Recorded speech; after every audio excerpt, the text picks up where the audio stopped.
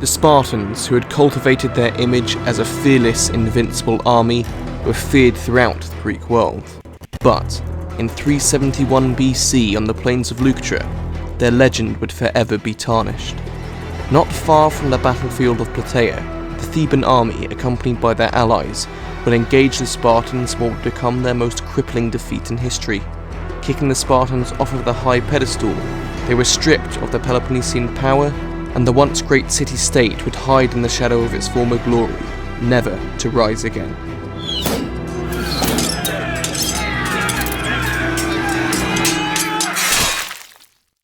Hi, my name's Adam, and I'm an ancient Greek reenactor and history enthusiast, and I invite you to please join me today as we revisit the Battle of Leuctra. Following the end of the near 30-year Peloponnesian War was a period of anarchy and chaos. After the collapse of the Athenian Empire, the new superpower, Sparta, attempted to seize the former Athenian role as masters of the Aegean. However, this did not go unnoticed. Many city-states, including Argos, Athens, Corinth, and Thebes, joined together to fight the Spartans in what would come to be known as the Corinthian War. However, their attempt fell short, and they failed to dethrone the Spartans.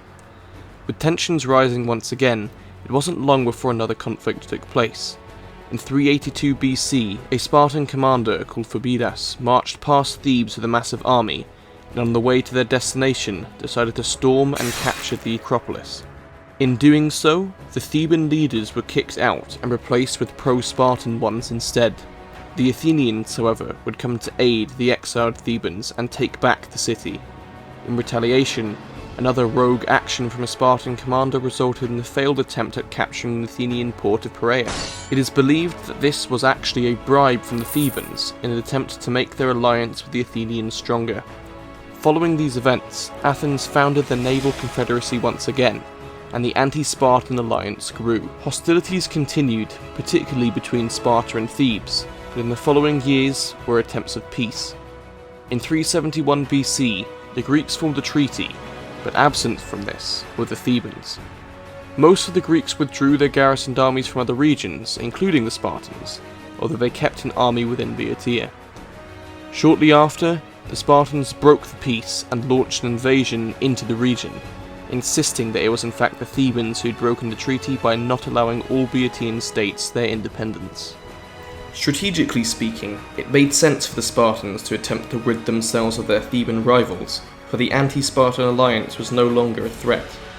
The Spartan army deployed into Boeotia was led by one of the two kings, Cleombrotus, who was already stationed in Phocis to prevent it from falling under Theban occupation. Accompanying him were also 4 of the 6 Spartan Morai, or organised elite military regiments, as well as a number equal to that in allies. Although this force was strong, the Theban army was not to be taken lightly. Leading the Theban force were 2 men of notable renown. One was Pelopidas, a statesman and bold warrior who had previously aided the Athenians when they took back the Theban Acropolis. He was in command of the infamous Sacred Band of Thebes, which was made up of 300 elite soldiers continually trained under state expense. The Sacred Band was a professional force, quite similar to professional Spartan warriors of the day. According to some ancient sources, the Sacred Band was made up of 150 male couples. The idea behind this institution was that lovers would fight more valiantly and be less likely to flee in front of his lover. The other leader of the Theban force was Epaminondas, an educated man who had risen in popularity, becoming one of the 7 Boeotarchs, elected officials and military leaders. He had also been the Theban envoy sent to the peace conference of 371 BC. He became known as being a great tactician, and for good reason. He was not held back by the tactical constraints of the phalanx, and employed many unique and effective formations and tactics. For the Spartans, the natural route into Boeotia from Phocis was along the Kaphisos Valley, a narrow strip of land ideal for defending. It was this same pass that King Agesilaus had fought the Thebans at the Battle of Coronea in 394 BC. The Theban commanders decided to station a large amount of their army there, thinking that Cleombrotus would follow the same path as Agesilaus did previously. To cover the other entrances, they had stationed smaller units to guard the passes of Mount Kitharion and Mount Helicon, a narrow and difficult route into Boeotia. To the Theban surprise, however, Cleombrotus did take the route over Helicon, obliterating the Thebans stationed there to defend it. Emerging from the mountain pass, Cleombrotus headed for the coast and seized control over the port of Creusus, where he took control of 12 triremes. From there, he marched north and arrived above the plain of Leuctra and set up camp along the southern bridge of the plain. Learning of the Spartan army, Epaminondas marched double time to meet the Spartans and camped just 2 kilometers away on the northern hills of Leuctra. Separated by just 2 kilometers, neither side seemed particularly eager to fight, but eventually Cleombrotus was coaxed into fighting after being reminded that he would face serious punishment back in Sparta if he did not crush the Thebans. Similarly, on the Boeotian side, they too were divided as to what to do, but after some time, they came to the same conclusion. With both armies staring at one another, the Battle of Leuctra was about to begin.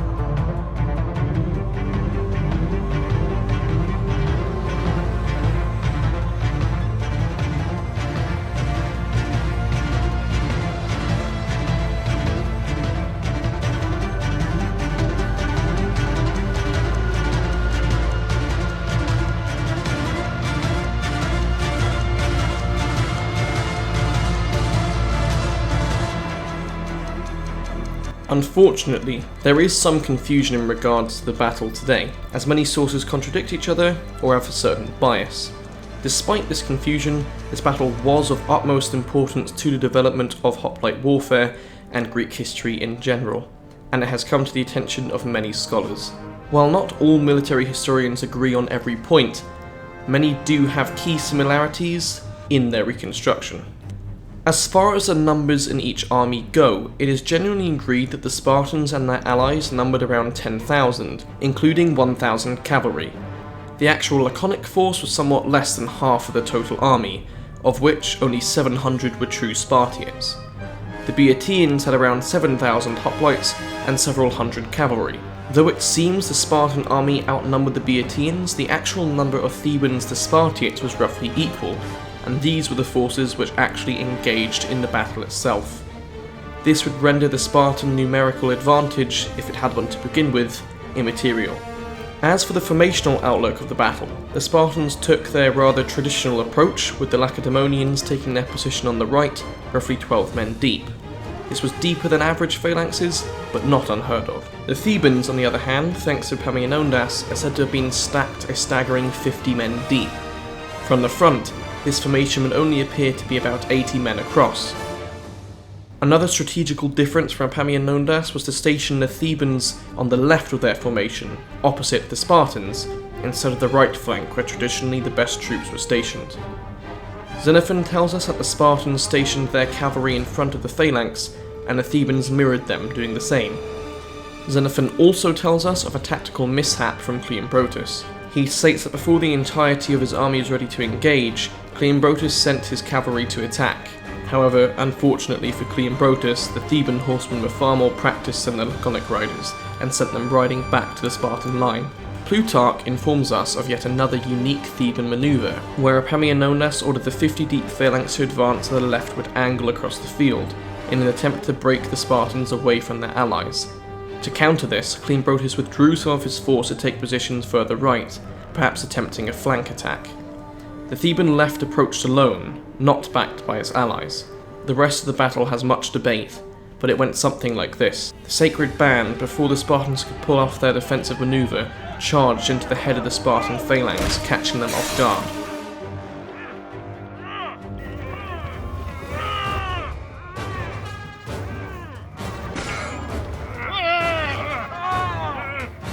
Following the initial clash between Pelopidas and Cleombrotus, the rest of the dense Theban line smashed into the conflict. Xenophon states that at the start, the Spartans seemed to be getting the best of the Theban offensive. During this clash, however, Cleombrotus was severely wounded and withdrawn from the battle. With the loss of its commander, the Spartan line began to lose ground. Although the Spartan line seemed to have the upper hand in the hand-to-hand combat, the sheer number of Thebans managed to push back the Spartan right. Upon seeing their elite bested in combat, the Spartan allies retreated without even clashing swords. The Spartan casualties in this crushing defeat were staggering to say the least. Some 1,000 Lacedaemonians were killed, and most devastatingly, 400 of the 700 Spartiates lay dead on the field. How was the Theban force able to best the most elite soldiers in the Greek world? Sure, the sacred band were professional soldiers, but they numbered only 300. Both ancient and modern scholars come to the same conclusion. The key to the Theban victory at Leuctra was the 50-man deep phalanx. The Spartans later appealed to the Thebans to collect their dead, formally admitting defeat. Although today Leuctra is deemed as one of the most decisive battles in Greek history, at the time it did not hold nearly as much influence. It was not until later where Epaminondas led an invasion into the Peloponnese and conquered many Spartan territories, including Arcadia and Messenia, two regions which supplied Sparta much of its manpower. Though Leuctra was a crushing blow militarily, it was these events which truly ended Sparta's reign of the Greek world. For centuries these territories had given Sparta its workforce, and now it found itself surrounded in its own former territory by hostile peoples. Thank you for watching this video, and I hope you enjoyed it and learned something along the way. If you'd like to support the channel, please consider liking and subscribing, and if you'd like to go a step further, do please check out our channel memberships. The footage in this documentary is of our reenactment group called the Greek Phalanx, which you can learn more about at thegreekphalanx.org.